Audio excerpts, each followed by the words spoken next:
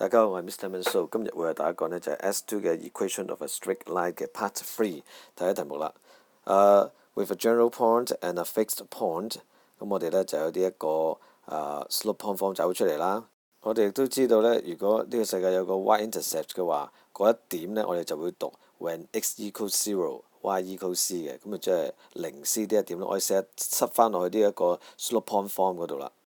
咁塞完嘅話呢，神奇嘅事情又發生啦。x 減0等於幾多？咪等於 x 咯。mx 喺呢邊係。再將隻 c 拱埋個對面嘅話，咁我哋就會出現咗 y 等於 mx 加 c 啦。咁呢條式當然係重要啦。點解？因為呢，你純粹睇呢個 equation 啊，你睇到個 c 位就認到佢係 y-intercept。你睇嗰個 x 項嘅係數，即係 x coefficient 啦，你就會知道呢個 slope。